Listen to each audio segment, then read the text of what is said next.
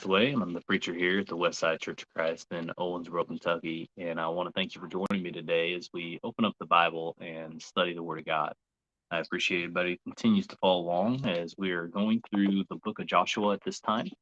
And as we're going through it, we are in chapter 8 right now. Chapter 8. So, just a little background before we get too much into chapter 8 is that as you studied hopefully yesterday in chapter 7, well, I guess going back a couple chapters, so they attacked Jericho, everything went well, the walls came down, they conquered it easily. Then they sent spies out to Ai, men King Zach, and said this is a smaller place, we can take it, just send a few. And when they tried, they lost because of the sin that was in of Israel. And so they got rid of that sin in the previous chapter. And so in this chapter, it goes forth and talks about um, their plan of going against Ai and how they were victorious once more.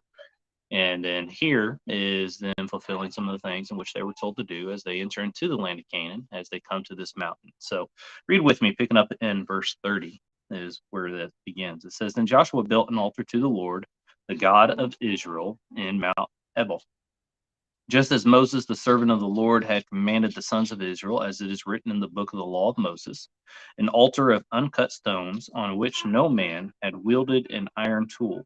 And they offered burnt offerings on it to the Lord and sacrificed peace offerings. He wrote there on the stones copy of the law of Moses, which he had written in the presence of the sons of Israel. All Israel, with the elders and the officers and their judges, were standing on both sides of the ark before the Levitical priests who carried the ark of the covenant of the Lord, the stranger as well as the native. Half of them stood on Mount Gerizim,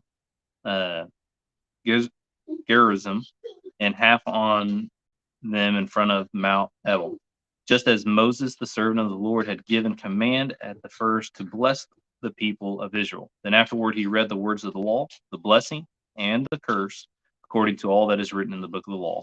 There was not a word of all that Moses had commanded which Joshua did not read before all the assembly of Israel, with the women and the little ones and the strangers who were living among them.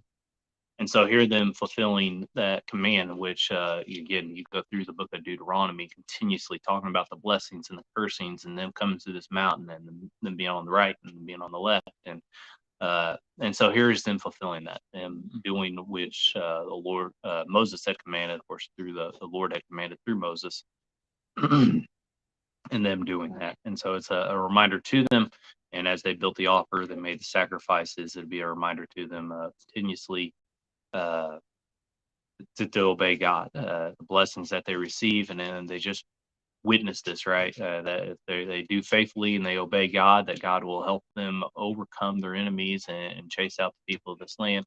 But if they do wrong, then they'll lose, and God will not be with them. God will punish them. And so it's just a good reminder for us today. It's something we should remember as we're studying the Word of God. There are those things in which we need to stay away from, things which we need to do. And there's blessings and cursings depending on what you do. And so we need to make sure we count the costs and be ready at all times. I want to thank you for joining me. I hope that you have a good and wonderful day. And if the Lord is willing, I'll talk to you later.